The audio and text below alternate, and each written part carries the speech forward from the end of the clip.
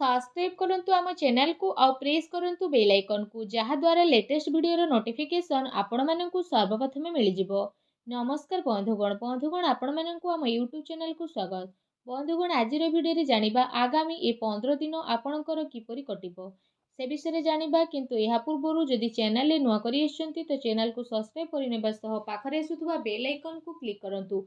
स्वयं भगवान श्रीकृष्ण कहिसंती एते आपण सीधा सीधा हुअंतु नाही, कारण जंगल रे रहुतुबा सीधा गछ को ही सर्वप्रथमे कटा जाई थाए।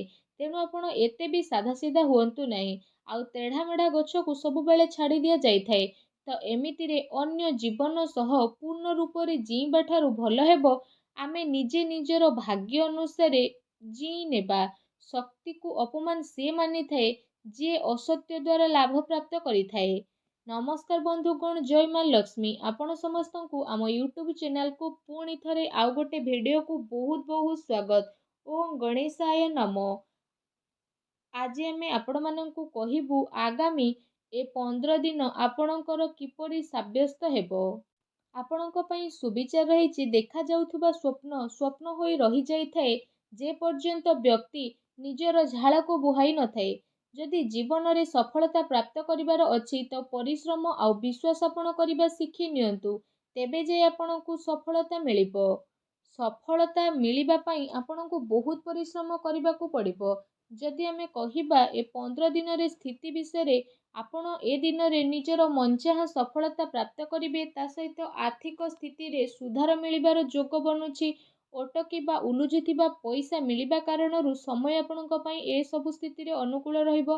विशेष भाବରେ पिलांकर पाठ पढ़ा आउ विवाह संबंधित गतिविधि रे खर्च आपणकर अधिक टिके होई पारे, सेथिपई भल स्थिति मध्य मिलिबो। ता सहित जदि फ्रेंड्स कहिबा पिलांकर किलकारी संबंधित कौनसी खुशी खबर मिलिबा कारणरू घरे खुशी भर वातावरण बनी जिवो। विशेष भाବରେ सरकारी कार्य जदि आपणकर चालुथुला तो ए सबु दिन रे कौनसी महत्वपूर्ण व्यक्तिंकर परामर्श आपणक सपक्ष रे मध्य जाई पारे। कौनसी धार्मिक स्थल रे जिबार स्थिति मध्य बनुछि। कौनसी भी कार्य करिबा द्वारा विवेक आउ धैर्यर सह काम करंतु, कारण भावना रे ने जाइथिबा निर्णय आपणक पई नुकसान होई पारे। जमीन जायदाद संबंधित सबु कागज करबाई करिबा समय रे लापरवाही आदु भी करंतु नाही, अन्यथा कौनसी प्रॉब्लम रे आपण फसी पारंती। विद्यार्थी को निजर पाठ पढ़ारे ध्यान केंद्रित करिबार आवश्यकता रहिछि। प्रॉपर्टी बिजनेस आपणकर फाइनल होई पारे, सावधान सह करंतु। ता सहित व्यवसायी पार्टी ए सबु अर्थात व्यापारिक गतिविधि आपणकर बहुत भल रहिबो। सरकारी चाकरी पेशा लोकंकु स्थान परिवर्तन संबंधित भल खबर मध्य मिलिबो। परिवार जनक सह भल समय को व्यतीत करिबारे आपणको बहुत ही खुशी अनुभव हेबो। प्रेम संबंध रे आपसिक सामंजस्यर स्थिति कारणरू आपणको खुशी अनुभव हेबो। ता सहित घरर कौनसी सदस्यଙ୍କ स्वास्थ्य को नहीं चिंता आपणकर बनी रहिबो, किंतु एहा द्वारा आपणकर स्वास्थ्य प्रति सजग रहिबार अति आवश्यकता रहिछि। किछि कथा इच्छा विरोधी हेबा कारणरू दुख आपणकर बनी रहिबो, किंतु निजको ए सबु कथारू बाहर करिबा आपणक पई आसान मध्य होई पारे। ए दिनर व्यवहार आपण भावनात्मक रूप रे न करी निजर काम करिबा पई आपण ट्राई करि नियंतु। जेते अधिक मानसिक चिंतारे आपण रहिबे सेते कार्य को आपण करि परिबे नाही। तेणु मन को शांत रखंतु। काम सिलसिला रे कौनसी व्यक्तिंक सह कथावार्ता करिबा समय रे शब्दर उल्लंघन करंतु नाही, नचेत परे प्रॉब्लम रे पड़ी पारंती। रिलेशनशिप सह जड़ित कथा स्पष्ट रूप रे सामना को आसीबो। एहार निर्णय नेबा आपणक पई आसान रहिबो। कौनसी काम को करिबा पूर्वरु ता सह जड़ित इनफॉरमेशन जानिबा पई ट्राई करंतु।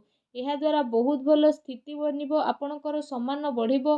माता पितांकर वरिष्ठ लोकंकर मान सम्मान मध्य आपणकर बढ़िबार अति आवश्यकता रहिछि। ता सहित तांको आशीर्वाद और सहयोग मध्य आपणको प्राप्त हेबो। अन्य ठारो अधिक आशा करिबा द्वारा निजर कार्य प्रणाली रे विश्वास करिबार आवश्यकता रहिछि। व्यावसायिक स्थिति रे कौनसी प्रभावशाली व्यक्तिंकर मार्गदर्शन आपणको पई सहायकर साब्यस्त हेबो। कहार परामर्श रे आपण आदौ भी फसंतु नाही। चाकरी पेशा व्यक्ति को बहुत भल भाବରେ निजर काम को करिवे। एहा द्वारा अधिकारींकर लाभ आपणको मिलिबो।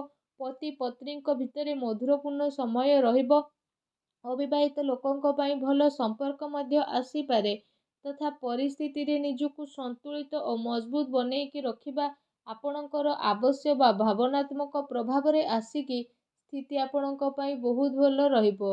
ତା ସହିତ ଯଦି ବିଶେଷ ଭାବରେ କହିବା ଆପଣଙ୍କର ନିର୍ଣ୍ଣୟ ଭଲରେ ଠିକ୍ ରହିବ, କିନ୍ତୁ ଭୁଲ ବୁଝାମଣା ଉତ୍ପନ୍ନ ମଧ୍ୟ ହୋଇପାରେ।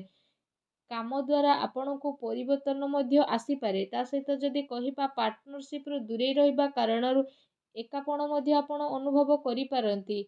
ଯଦି ମହିଳାଙ୍କ ବିଷୟରେ କହିବା, ମହିଳାଙ୍କ ପାଇଁ ସ୍ଥିତି ବହୁତ ଭଲ ରହିବ। ପ୍ରେମ ଜୀବନ ବିଷୟରେ ଯଦି କହିବା, ତ ପ୍ରେମ ଜୀବନର ସ୍ଥିତି ଏସବୁ ଦିନରେ ଆପଣଙ୍କ ସପକ୍ଷରେ ଯିବ।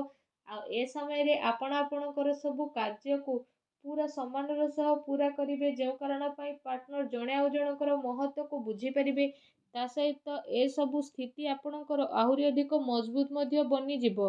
ଆପଣ ଆପଣଙ୍କର ଜୀବନସାଥୀଙ୍କ ପ୍ରେମର ସ୍ଥିତିକୁ ଅନୁଭବ ମଧ୍ୟ କରିପାରିବେ, ଯେଉଁ କାରଣ ପାଇଁ ଆପଣଙ୍କୁ ଦୁନିଆ ସାରାର ସବୁ ଜିନିଷକୁ ଭୁଲି ନିଜ ସାଥୀଙ୍କ ସହ ସମ୍ବନ୍ଧ ବନେଇ ରଖିବାର ଅବସର ମଧ୍ୟ ଏ ସମୟରେ ଆପଣଙ୍କୁ ପ୍ରାପ୍ତ ହେବ। ଆପଣ ଦୁଇ ଜଣଙ୍କ ଭିତରେ ଚାଲୁଥିବା ବିବାଦ ଖତମ ହେବାର ପୁରା ସମ୍ଭାବନା ମଧ୍ୟ ବନୁଅଛି। ତା ସହିତ ଯଦି କ୍ୟାରିୟର ବିଷୟରେ ଆଲୋଚନା କରିବା, ତ ଏ ସମୟରେ ବିଶେଷ ରୂପରେ ସେ ସବୁ ଲୋକଙ୍କ ପାଇଁ ଭଲ ବା ସଫଳତା ସହ ରହିବ ଯେଉଁମାନେ କୌଣସି ପ୍ରକାରର ଶିକ୍ଷା ବା ଲେଖନୀ କ୍ଷେତ୍ରରେ ଜଡ଼ିତ ଅଛନ୍ତି। ଶତ୍ରୁ, ଶୋଧକର୍ତ୍ତା, ପତ୍ରକାର, ଲେଖକ ଆଉ ଶିକ୍ଷା ସମ୍ବନ୍ଧିତ ଜଡ଼ିତ ବ୍ୟକ୍ତି ବିଶେଷଙ୍କୁ ଏସବୁ ଦିନରେ ବହୁତ ଅଧିକ ଆନନ୍ଦ ପ୍ରାପ୍ତ ହେବାର ଅତି ସଂକେତ ବନୁଅଛି। ଏ ଦିନରେ ଲମ୍ବା ଯୋଜନାକୁ ଆପଣ ବନେଇ ନିବେଶ କରିବାର ସ୍ଥିତି ମଧ୍ୟ ବନୁଛି।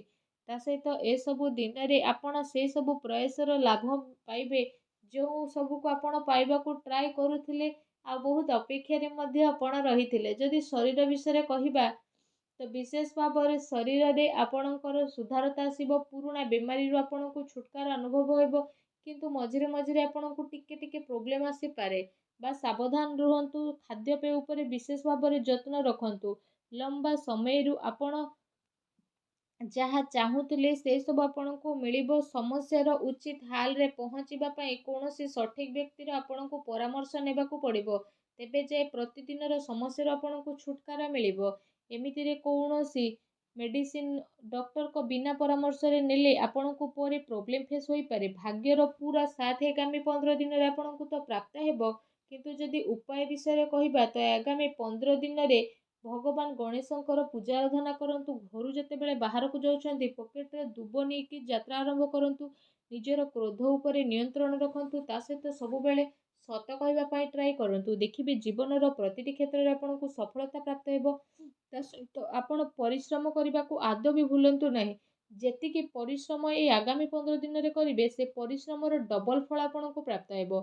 ତେଣୁ ଏହା ରହିଲା କି ଆପଣ କେତିକି ପରିଶ୍ରମ କରୁଛନ୍ତି ଆଉ କେତିକି ଆପଣଙ୍କୁ ଫଳ ମିଳିବ। ଯେତିକି ପରିଶ୍ରମ କରିବେ ତାର 2 ଗୁଣ ଫଳ ଆପଣଙ୍କୁ ପ୍ରାପ୍ତ ହେବ। ତ ଆଶା କରୁଛି এই ଭିଡ଼ିଓଟି ଆପଣଙ୍କୁ ଭଲ ଲାଗିଥିବ। ଯଦି ଭିଡ଼ିଓଟି ଭଲ ଲାଗିଥାଏ ତ ଭିଡ଼ିଓଟିକୁ ଲାଇକ୍ଟେ କରନ୍ତୁ। ଆଉ ଯଦି ଆପଣ ଚ୍ୟାନେଲରେ ନୂଆ କରି ଆସିଛନ୍ତି ତ ଚ୍ୟାନେଲକୁ ସବସ୍କ୍ରାଇବ୍ କରିନେବା ସହ ପାଖରେ ଆସୁଥିବା ବେଲ୍ ଆଇକନକୁ ବି କ୍ଲିକ୍ କରନ୍ତୁ। ଧନ୍ୟବାଦ।